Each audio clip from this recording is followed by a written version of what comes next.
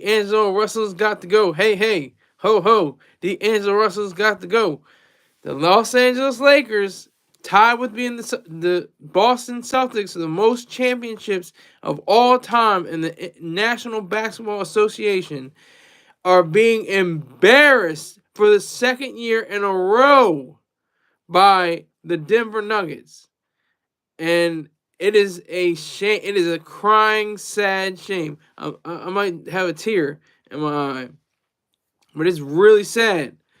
Given the fact that D'Angelo Russell shot all these different opportunities and came up. I think he had 17 shots at the goal, and he came up with zero, no goals. And then on the sideline, I don't know if he was painting his nails or combing through his hair or doing something crazy. I don't know what happened, but he did not perform the way he should have.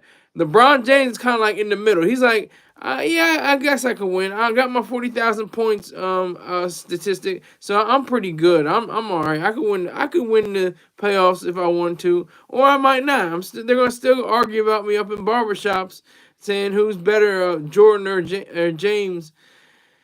Speaking of Jordan, this is a fact. This is a fact, and this is close to LeBron. Jordan got swept back to back in 86 and 87 by whom? Larry Bird, the great Larry Bird. He got swept back to back. Now, the Celtics won in 86, the championship, and then they lost to what team? The Lakers in 1987. So this is very, a lot of people say contention like for the finals. Like George never lost in the finals. James has lost like what 6 times, something like that. I can't remember the exact time amount, but it's multiple times, more than Jordan. Jordan never lost in the finals. And if the Lakers make it to the finals, will they have enough stamina? Will they have enough strength to carry them? I don't think Anthony Davis went 17 minutes without scoring last night, but he's still averaging at least 30 points a game. Salute to Old School Planet. Go Texans, the best in Texas. Salute to them. Salute. If you want to ask a question, tie $20 to my Cash App, my Venmo, or my PayPal. I'll give you the details if you are serious about the $20. But anyway, so it's a strange situation. That D'Angelo Russell dude, they're saying he's selfish. He's all about himself. He's stuck up. He's all geared to himself. Not really. That's not selfishness. Selfishness is about irrational selfishness. It's about being reasonable. It's about having reason. D'Angelo Russell does not have reason. If he's sitting on the corner on you get the footage. If you look it up on just put it in Google or Bing or Yahoo, wherever you get your search, and just put in D'Angelo Russell, and they'll show a video clip of him being on the sideline, either clipping his nails or putting his nails in his mouth or cleaning off his sneakers. I don't know what the hell he's doing, but he's not engaged in the game. Like he's not like saying we can fight, we can come on, we can do this. Even when we're losing, we can fight, we can do something. He's not showing that at all. Not even a little bit. Not even a kind of, sort of, a little bit, somewhat. None of that. He's not showing any of that at all. So that's the sad part. That's what's scary. But I hope Old School Planet knows that's not a Texan star. That's a Dallas star. I hope he knows that. That's not a Houston star. That's not for the Texans. But Texas, Dallas, Texas, for all the people that support them. I'm a supporter of Dallas, Texas. Sometimes I support the Dallas Cowboys. But we're not here to talk about football. I know they had the draft. I know they had the most offensive picks in, I think, history. But we're here to talk about basketball. We're here to talk about these bum Lakers, these sorry, sad, sick Lakers. That's and Coach Darvin Ham is putting D'Angelo Russell in the game, starting lineup. He must know something that I don't know, because from where I'm seeing, that's a bad move. Stephen A. Smith had a point where he said that the late great Jerry Sloan would have benched him. He would have put him to. He would not just benched him. He would have put him in the locker room. He would have said, "Put on some street clothes. Yeah, yeah. You're gonna be getting some splinters on the bench and some street clothes. You're gonna be in the crowd. Get some popcorn and get some whoppers. You're gonna be in the audience tonight, son." That's all he has to say. So that's the reality of that. That's the truth about that. And they're playing in about an hour and 45 minutes, close to that. I want to see what happens. I want to see how close they're going to keep the game, how the flow of the game, the different plays, the different zone defense, zone offense, the man-to-man. I want to see all of that. Pause. No Diddy. But you know what I'm saying? Like, I want to see that. I want to see the Lakers claw their way back. They could be the first team in NBA history to claw their way back. Now, there have been certain circumstances where teams have gone from 0-3 and then go all the way up and win 3 games in a row only to lose in the 7th game. That's happened a few times. I can't remember the exact count, but that's happened a few times. So it's not impossible for them to do that. It's not impossible for them to, represent in a way that they can get this game, get the next game, get the game after that, and then get that game. That's how deep this is. They have to win 4 games in a row in order to reclaim their spot as the Lakers, the famous Los Angeles Lakers, who were bums in like the 60s and 70s and nobody cared about basketball. Nobody give a goddamn. They replayed the tapes. They didn't show the NBA games live. So it's like, but with the Bird and Magic line matchup, that was monumental. That was monumental. There's a few really strong dueling actors in different leagues that you say, okay, they're definitely rivals. This is the Celtics hate the Lakers hate the Celtics. Beat LA, and like Celtics, you're going down. Like that's how it seriously got. They still say beat LA. Anybody that is against the Lakers says beat LA. That stems from those days back then, maybe even before then, but definitely during that time with Larry Bird and Irvin Magic Johnson. So what do we have? D'Angelo Russell. I'm sorry. I'm just disgusted. I'm disgusted at LeBum James and D'Angelo. How does it feel, Russell? How does it feel when your team is down? There's 3.5 minutes left on the clock. There's still time enough, for you to get engaged for finally start making some shots. Like you're a professional basketball player on the biggest stage in the world. The National Basketball Association playoffs. Again with the one of the most famous and storied teams of all time across all the different sports. The Los Angeles Lakers. This isn't like their little brother, the Los Angeles Clippers, which are actually performing pretty well, I think. Last time I checked, they're doing pretty decently. They weren't down 0-3. I know that. I don't think they're down 0-3. So that's just the nasty part of all that. Just the thinking about that, just the thought of it is kind of disgusting. Because you have so much.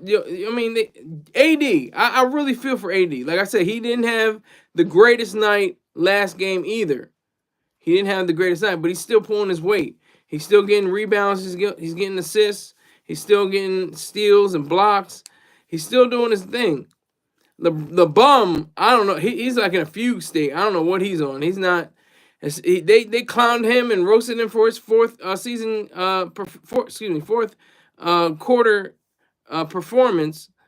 And I actually did a video on that. You can go and see it on my channel. But they roasted him for that. He was terrible. He was awful, and he's just been mediocre ever since. Like he'll put up some shots, he'll get some rebounds, he'll do some work in the paint, But that's about it. He might hit a 3-pointer. That's about it, though. You're not going to be looking to LeBum to be the team savior like Jordan or something like that. And Jordan and with James, he had a sweep in early in his career when he was with the Cavs the first time go around he was with the Cavs. He got swept. Then I think he got swept in the finals against the Warriors and against the Spurs. I think. Let me make 100%. If I'm wrong, get your X fingers going. Say, "Oh, you stupid, Sky. You don't know what you're talking about." I want to hear that. I need to hear that because I need to be corrected. Correct me if I'm wrong. Please do. I'm not a know-it-all. I know enough. I just know enough to keep a show going. I have enough knowledge to keep a show going. So D'Angelo Russell sitting on the bench, twiddling his fingers, essentially, twiddling his thumbs, whistling Dixie, not really engaging in a huge stakes playoff game against their rival that did the same thing to him last year, swept them, 4-0, 4-0, and then they went on to win the championship. So that's what we're dealing with right now. That's what we're dealing with the D'Angelo Russells of the world. We're dealing with the Anthony Davises of the world. That the glue. He's part of the glue. He's supposed to keep the balsa wood together with the glue, but it's hard when the balsa wood is the wings are broken. It's hard for it to fly, even though you got the glue. You can have as much glue as you want, but if the wings are broken, it's not going to fly. Am I using too much of a metaphor? Maybe I am. I don't know, but I just don't like to see basketball, that's trash. I love to see huge matchups. I like to see them going back and forth. I like to see blowouts if both teams are actually trying, but I actually like to see, boring games. People call them boring games. Games where the score is like up to 20, 30 points. I like that, especially when it's the home team, especially if it's like the championship game. For sure they got this locked down. It's 2 minutes left. They're up by 30. There's no way they can come back. They have to have like 6 technical fouls. They have to completely miss the shots every time. But virtually it's impossible to lose at that point. But I like those games. I like the Celtics. I think they're one of their first games, either the first game or their second game. They were like that. They're blowing them out. Pause. No Diddy. They were really doing the damn thing. So I'm not really mad at them, but. Plus, who am I going for in the East? I can't even think of who's going for the East. All I can think about the Knicks. Knicks are like, we can kind of pull it together. We can kind of get it together. We can kind of make something happen here. But they're not really playing with full speed. They're playing with a half gauge. And Brunson's got the team on his back. He's doing whatever the hell he can. DiVincenzo, Newark, Delaware, representing. He's trying his best. He won the game-winning shot. But they came back to Philly. They came to Philly, and Philly just turned it up. But I don't want to get too much on the East Coast. I want to stick to this West Coast, craziness. Specifically the Lakers.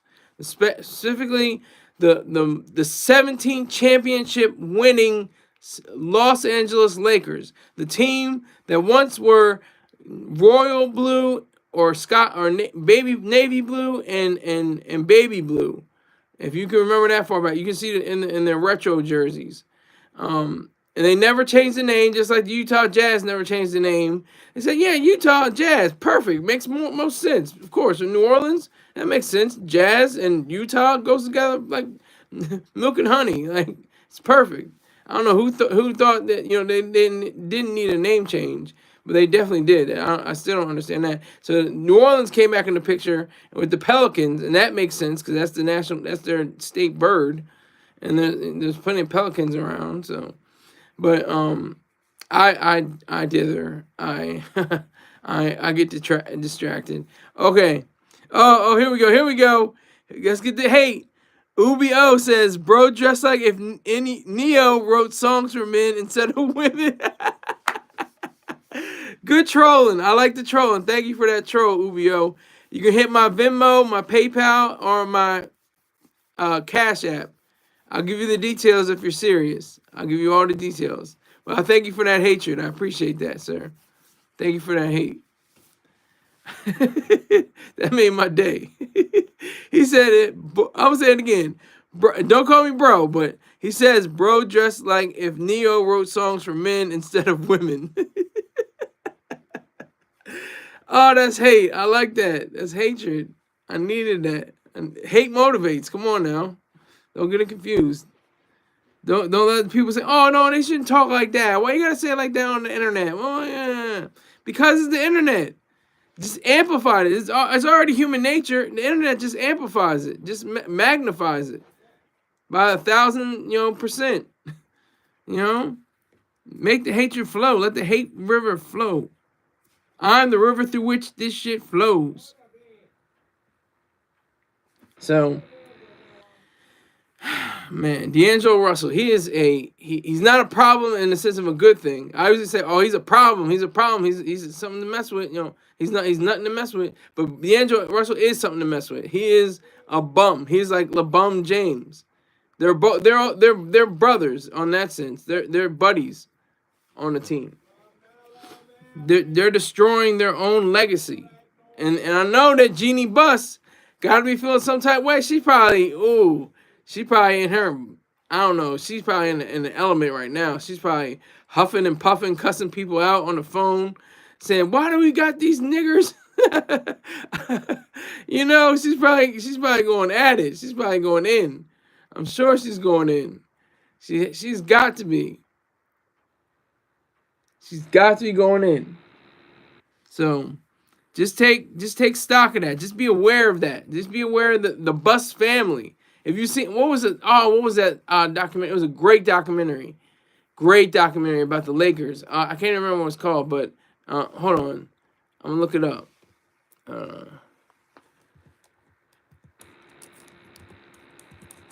I'm looking it up now.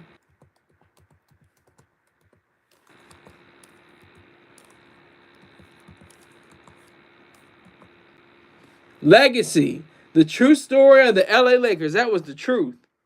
I love sports documentaries. That's my thing. I said this before in another post, but that's my favorite type of, I guess, entertainment or information, whatever the case may be.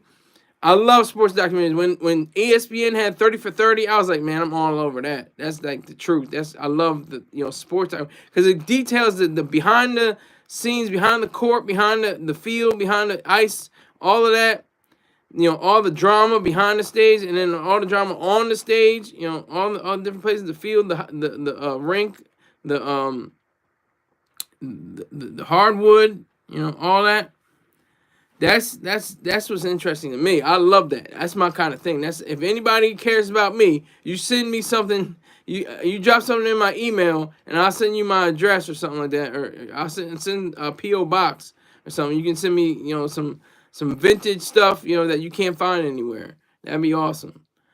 But anyway, yeah, in the legacy, the true story of the LA Lakers. I mean, it's just Dr. Buss was, he was he was like the George Steinbrenner of basketball. I think I can say that. I'm pretty sure I can say that. Yeah, he had an idea for making the team into the Showtime Lakers. Where celebrities were Goldie Hawn and Eddie Murphy and of course Mr. Jack Nicholson. They all showed up day after day, game after game. They all enjoyed it because those were the days of, where the Lakers Magic earned 5 championships in them. Kobe, the late great Kobe Bryant, earned 5 championships for them. That is to be esteemed. That is to be proud of. And Jerry West, another great Laker, he earned. Let me just see how many. I don't remember how many.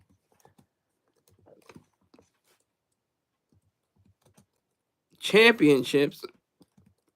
How many championships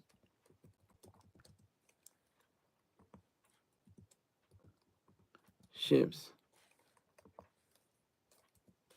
Looking for it now. Did Jerry West won. He won one. He's the logo. Jerry West is the logo. He was the let me see.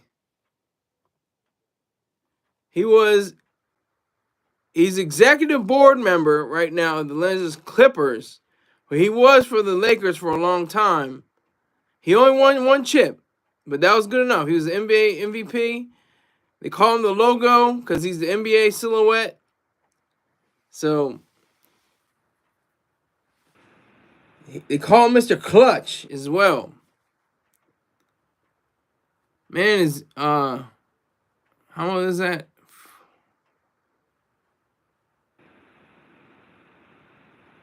He's 86.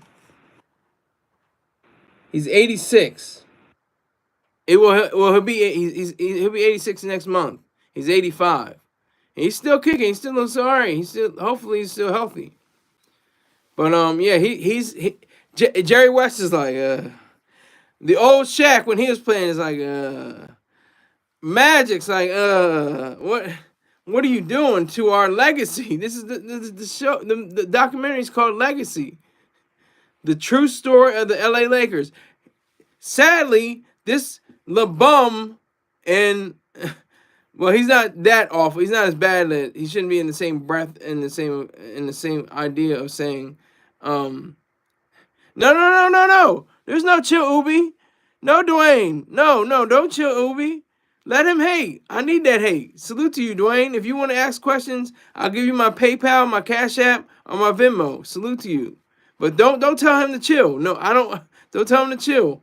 I need that hate. I need hatred. Bring all that my way. That's what I need. I need the hate. Because I got the info. I got the stats and facts and reality. I've been laying it down. But they're part of that legacy.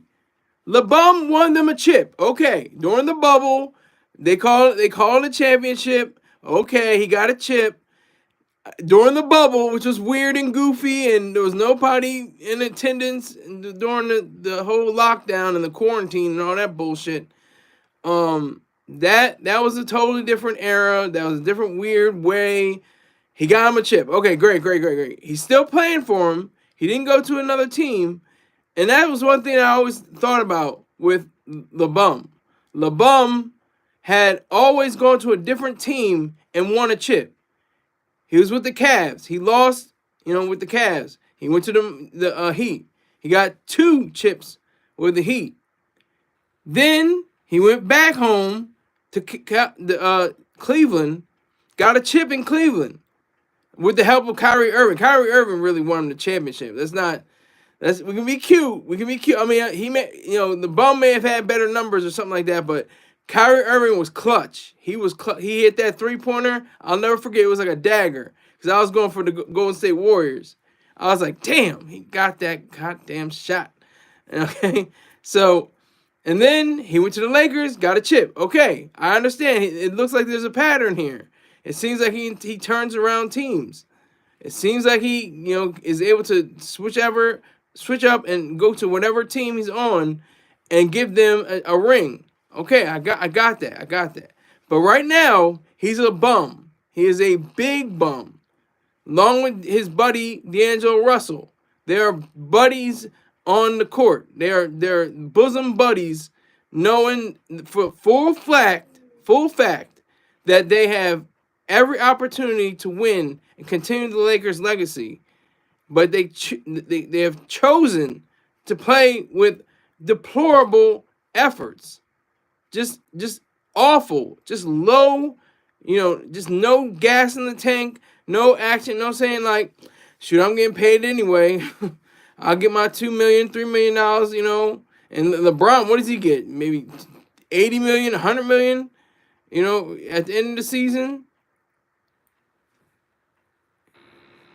That's what I'm talking about. It's like they could care less. But what the thing is, they need to be reprimanded.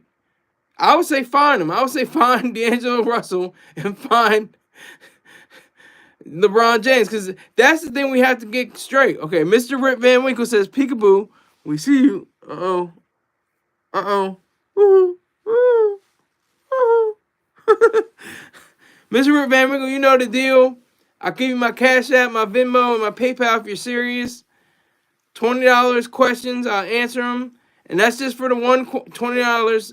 That's one time. You can ask as many questions, unlimited, as long as you chip in $20. That's all I'm asking. You know how it goes. All right, so D'Angelo Russell, he should not be benched. He should be wearing He should be wearing Allen Iverson level suits. Those real baggy, real baggy big suits with the Gators.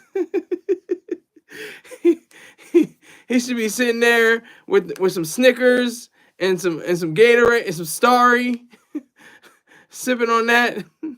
Or I guess NBA is Sprite. I don't think there's their deal with Starry. I don't remember. All I know is they had Sprite.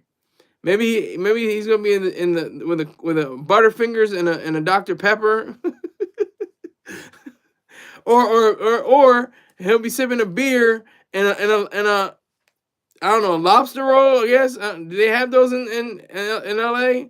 A taco. They'll have a taco. He'll have a taco and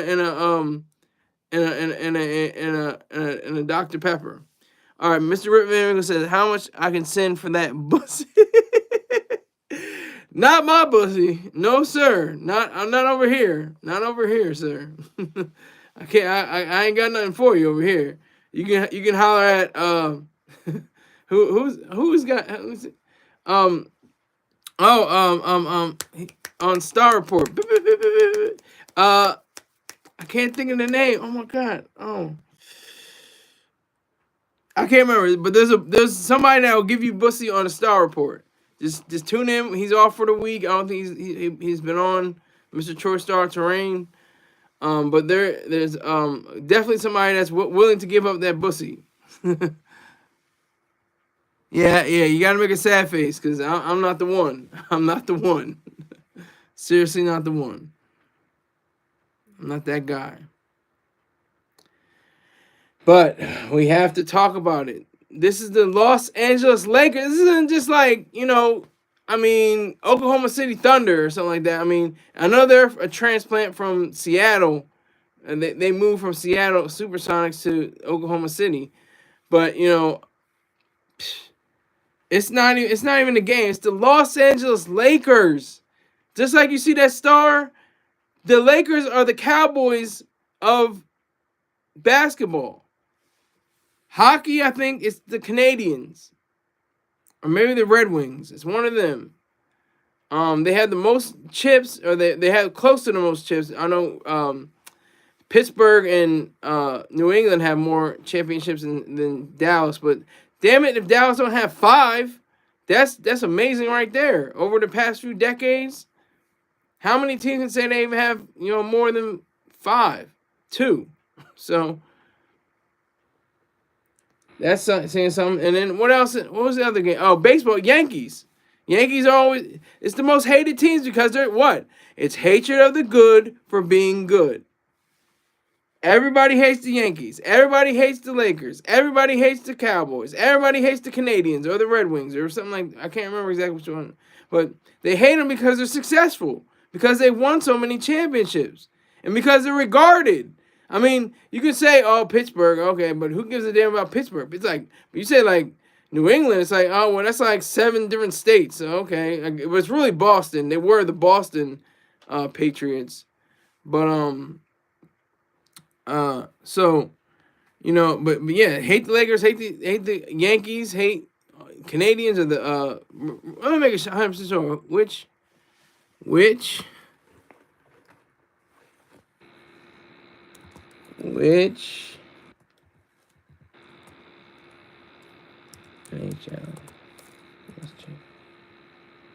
Canadians. Yup. I was right. I thought it was either the Canadians or the Red Wings, but it's Canadians. Yeah. So, but I don't think they have as much hate as maybe the Kings, because of Gretzky. He was on the Kings.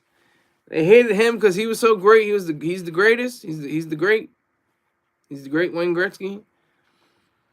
But I mean, we're talking about people that are competitive, and that does not fit with our friend D'Angelo. Okay, I have 0 people watching me right now, but I don't know what it's going to be like at the end. I'm gonna see. I had let me see. I had 1, 2, 3, 4 different people chime in, but I'm gonna see about a different time because this is Saturday. Saturday is always so. I'm just looking at a different time period. This is a different time that I'm checking in on. So I'm just testing out this a little bit. I'm gonna talk a little bit about. I guess I can talk a little about the show Them. I was gonna go back. I was gonna wait. And I'll still do it. I'll probably do it tomorrow. The finale for Fallout, but I have to do Them. Them has got my attention. It's got it's on my radar screen right now. It's on the hell is it on? Amazon Prime. Amazon Prime. It's another Amazon Prime production, just like Fallout. But this is not to be messed with. It's very eerie, very dark, very it has dark themes. It's just like its predecessor, its season. And I'll chop her name up. Them.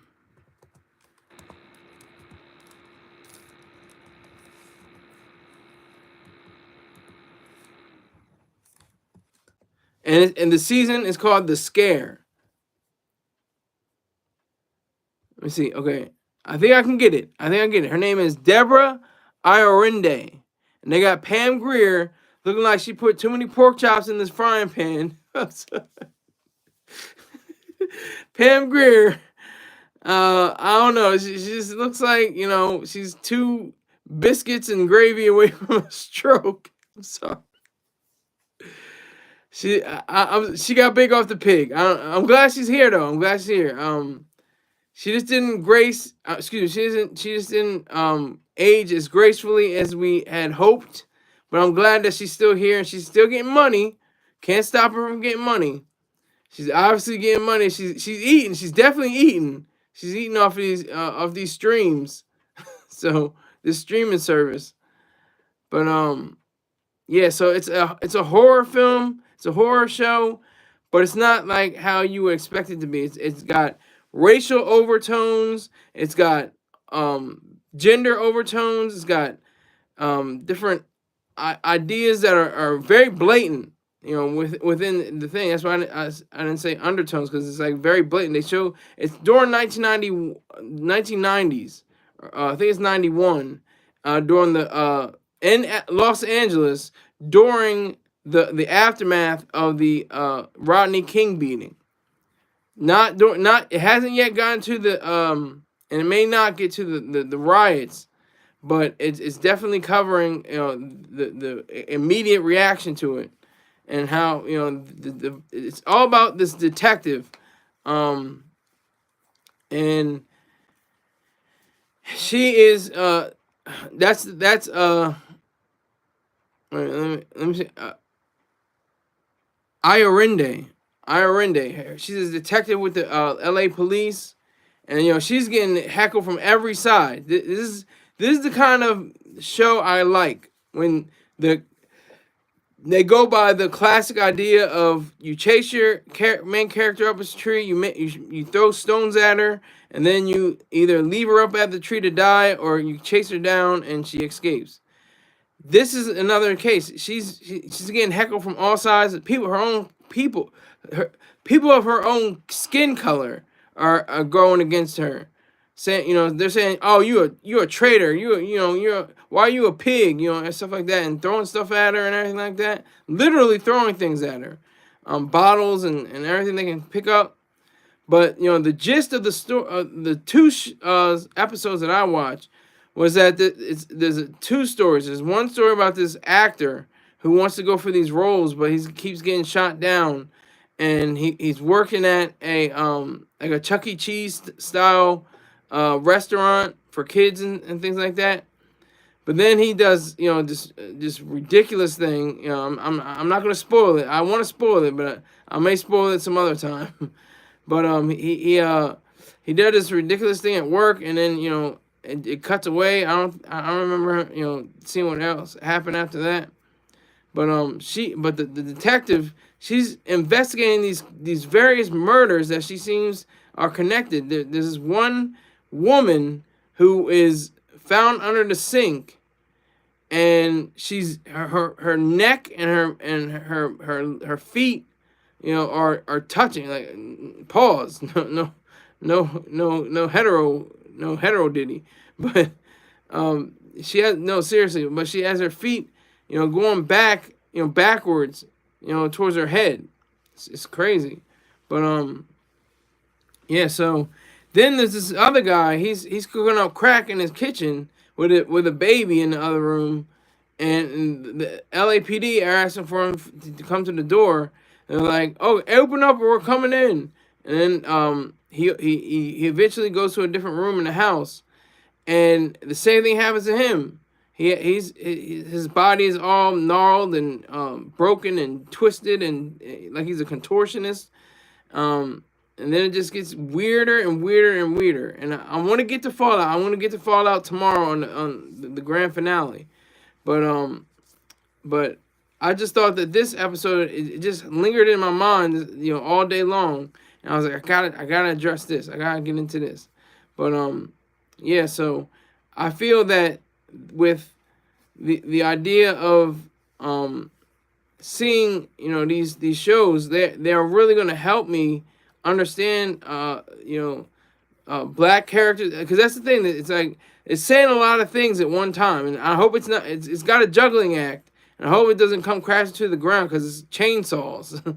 So that's the juggling act. They're trying to say, like, police brutality, self hatred. He puts a bag over his head, the actor, and tries to commit suicide, but and then stops. Like, it's a lot of things going on at one time. So you have to pay attention to the whole thing, but it moves very smoothly. The production side is excellent. It has great visibility, great understanding of who the characters are and what they play. I recommend it. If you haven't seen the first season, I can't remember what this first season was called. I'm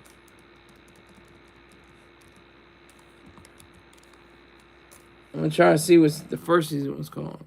Oh, it was just called Them, and then with the second season, it's called Them. Them, the Scare.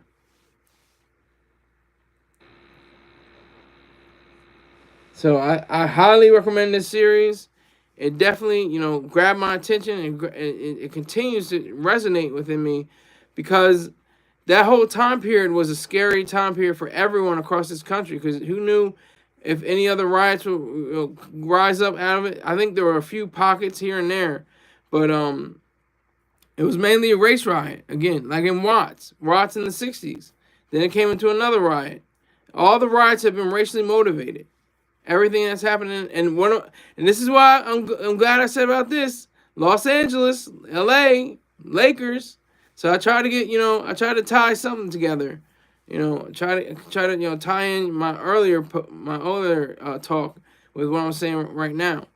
But yeah, so that was a weird, scary, goofy, just awful, atrocious time period, because people were, vandalizing and destroying private property, and accosting people. I can't remember his name, but let me see. I can look him up. I can look him up.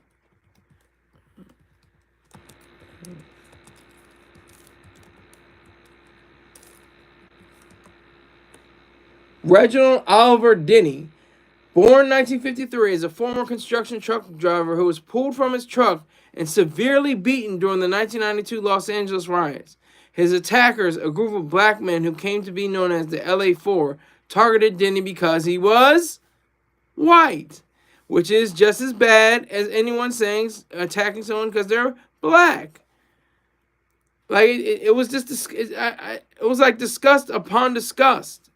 Like if you're already pissed off that cops are violating a man of color, which was vicious and horrible and nasty and disgusting, you don't go back and harass somebody that was completely innocent, had nothing to do with the attacks, and even if they did, they would have to see in a court of law or something like that, something that's legitimate, and rather than pulling the man from his truck and severely beating him. That's terrible. That's just it rankles me. It completely disturbs me when I think about it, because it didn't have to be like that. It didn't have to be that way in any way, shape, or form. Didn't have to be. And yet, we say, peace, love, harmony, I'm all about peace, love, and harmony, but we have to get the fact that, people that don't like peace, love, and harmony, and even Rodney King said, can't we all, the late Rodney King said, can't we all just get along, It's like, obviously not, apparently not, but that's human nature. That's the human nature part of it. And that's what they show little clips. They keep on showing, like on a TV screen or something like that. They show clips of it. And, they show an array of black people standing around. And they're, throwing glass bottles and throwing different things over and over and over again. It gets to a point where you're like, what the hell is going on here? And then they cut back to the guy he's in a bunny suit. And I'm just gonna say he has a weapon. That's all I'm gonna say. And and I'm not gonna say what he does with it or anything, but he has a weapon. But the whole thing is beautiful because there's no voiceover. Everything is visual. It's a very visual medium. It's almost like a silent movie picture, because movie film, yeah. but it's almost like silent movies in the sense that they are shown with all the people that are trying to keep together, the city, the police. The police, this one detective is going through hell, literally like crawling her way and digging her way through stuff and finding her way. And that is what is so amazing about this series. You have to throw rocks at your main character. That's what makes it interesting. And see how they react to those rocks getting thrown at them. Are they going to just sit there and let the rocks hit them upside the head? Or are they going to, struggle and fight back and, get up to the tree and then, shoot, fire rocks from themselves and get out of the tree? So that's what I think is pretty amazing about this series. And it really picks up, I think, better traction than the first, the first season was very bitter. It was completely bitter. It was almost devoid of any humor. They had a few bits of humor to it, but it was mostly, dangerous and very, vile. But it was good production value, though. It was good production value again. But again, it just seemed it was just a little bit too harsh. Like they stepped on the gas a little too hard, to film the original series, the original season. But the scare is the truth. I really like it. It's excellent. I don't even think all the reviews have come in yet.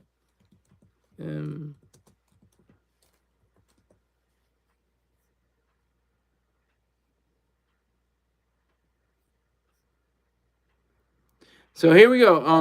Set in 1991. Yep, I was right. The scare centers on LAPD detective Dawn Reeve, who is assigned to a new case, a gruesome murder that has left the most hardened detectives shaken.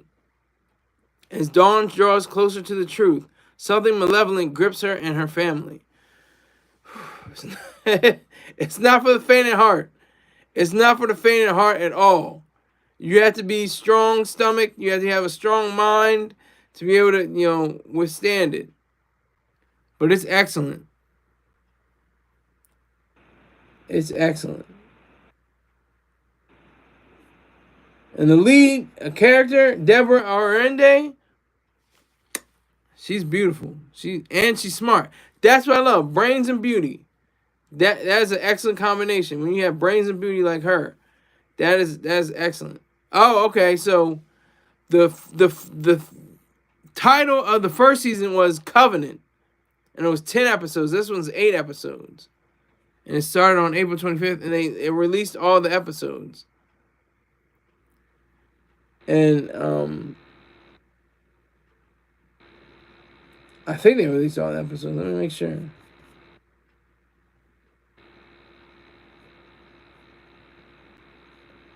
Critical response is the first season was 58%. Some critics took issue with scenes of graphic racial violence, particularly a scene in which a black couple is blinded with hot pokers and burned alive, calling them black trauma porn. See, I think they took heart to that. That was Covenant. The second season isn't as outrageous as that. It's very unsettling. It's completely unsettling, but it's not exactly too disturbing. It's a little disturbing, but it's not too disturbing. It's not over the top. It's not over the top.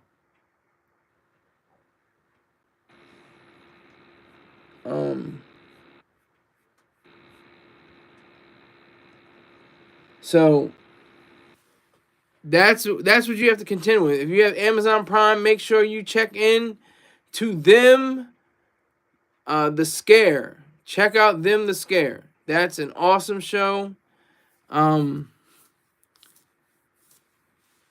It's very very special to me. And Pam Grier, God bless her heart. God bless her heart. She's been like this for at least 12, 15 years. She's been a little chunky. She's got a little more cushion for the pushing. Look at her. You just look up Pam Grier, a recent picture or something like that, and see what you get. Pam Grier, classic blaxploitation queen, goddess of the blaxploitation films. Pam Grier. Now, can't keep the chicken wings out of the frying pan.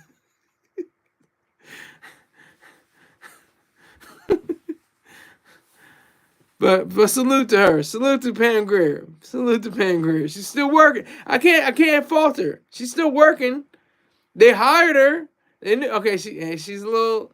She's got a little something in the waist now. She got she got the cankles allegedly. She's got the tie around her waist, but she can still act. She can still read a script and get in front of the cameras and no blocking and staging. That's the power of the mind. Even that's what's so serious about people with obesity. I was making jokes. I was making light of it. Ha ha ha. But I'm overweight myself, so I can't say too much. I can't keep the cookies out of I can't keep the cookies in the jar, So I don't have too much room to say anything. But for Miss Pam Grier, she at least got the role, because they could have said, "Oh well, we could have gone with somebody else." Can we go with someone thinner? Can we go with somebody? Is anybody here that we can get? Is Judy Pace still around? Is she? Judy Pace is sexy.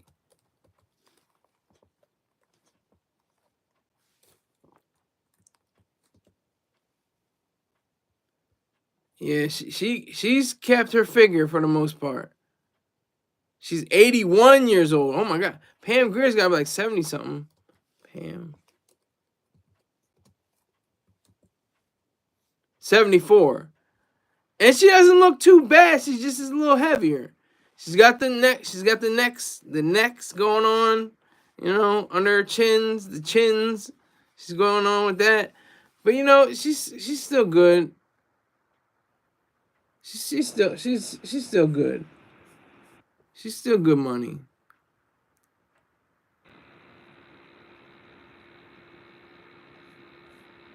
I'm glad she's getting money on a show that's worth it. On a show that she's not just trying to do shows to get a paycheck. She's actually doing something that she enjoys and can get a paycheck. That's the best part. You have a win-win situation. That's what's incredible. That's what's so great. Is the fact that she's been able to last all these years, 50 plus years in the game. In the game. 50 plus years. That's extraordinary.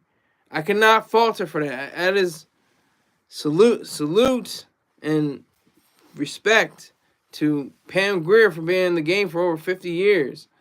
You know, doing the goddamn thing, doing it well. So you have to give it up for her. You have to give her that much respect. I'm stupid. The thoughts come to my mind, and I have to say them. You can challenge them all you want. Get on there and comment section, all that. Do what you got to do. But I'm just here for the reads and the views. That's all I'm here for. So it is something to be said about Pam Grier, who is definitely on her way to being a certified goddess of black cinema. If that means anything, I mean, it should just be cinema. But a lot of people want to say, "Oh, well, she had blaxploitation films and whatever." But the Deborah Hold on, let me make sure I get her name right. Let me get her name right.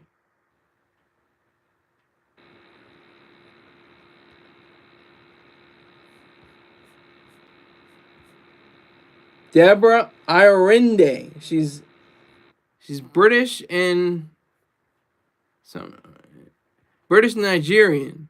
And she is very beautiful. She's extremely attractive. Very attractive girl. And I could say girl because I'm older. I can't say girl really, because she's older than me by a few months. I was born in '88. She was born in '87. She's just a little thing. She's only 5'3". She's a little short, little chocolate doll. I'm not mad at her. She was in Girls Trip, Riches, Fatherhood. I don't even remember her. I saw Fatherhood, and I don't think I seen Girls Trip, but I know about it. The Scare though. That's gonna put her, definitely within reach of being one of the stars in the upcoming films and upcoming TV shows. She's definitely gonna perform on that level.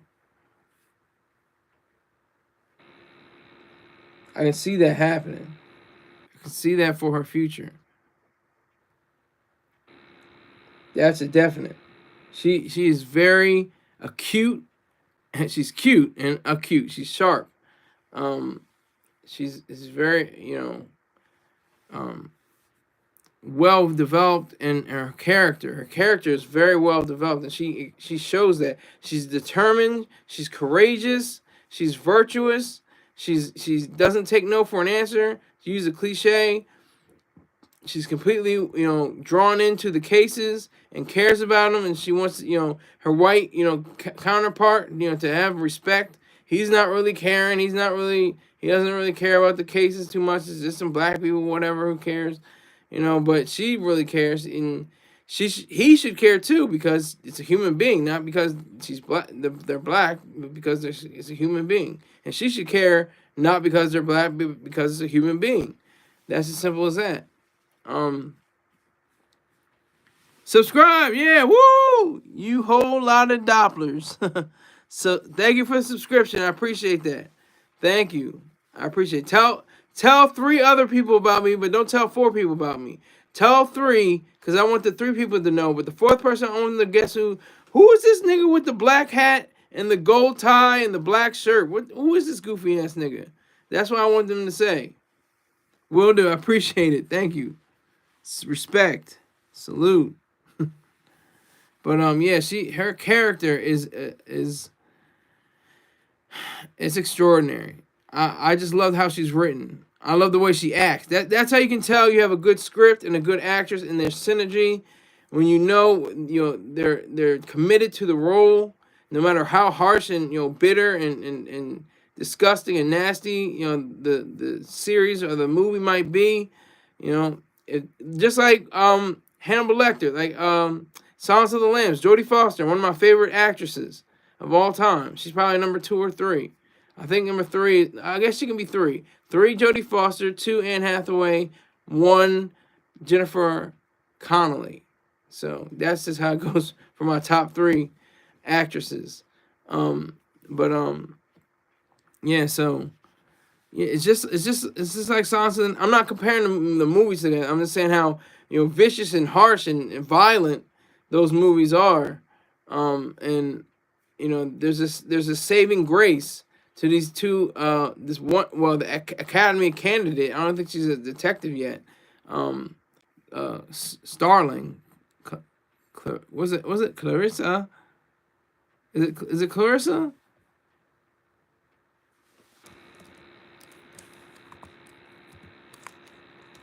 I'm gonna look it up real quick.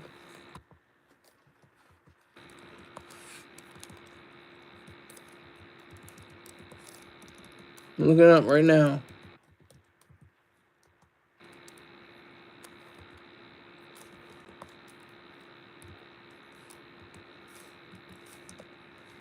Clarice, excuse me, I said Clarissa. Clarice Starling. Clarice.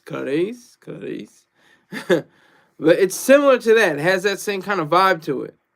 It's just determined, very tenacious detective that's very driven and attaches herself full body, full minded to her craft, to her ability to mete out justice, to find out the clues, to discover what's going on with these weird happenings, and that's what's so amazing. I think that's why I think it's so strong, and that's why I think is able to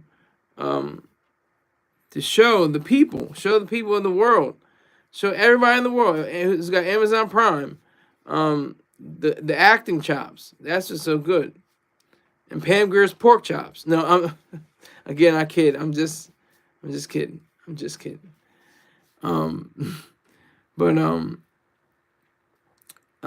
But yeah, it was weird too. I was like, is that Pam Grier?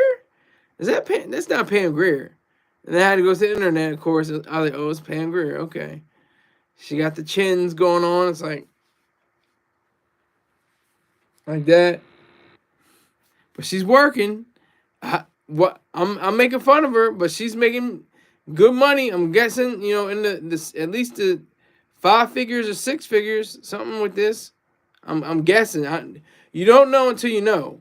Like I seen with the great Edward Norton. Is that? Am I saying the right name? I don't think I'm saying the right name. Maybe I am saying the right name. Yeah, Edward Norton. He got paid $4,200 for being in a Wes Anderson film. I think it was the Grand Budapest Hotel. He only got $4,200. Either that or Moonrise Kingdom. Either one. He didn't get paid much. He didn't get paid much money to be in Moonrise Kingdom or Grand Budapest Hotel. And that is my favorite director, by the way, Wes Anderson. So you can take that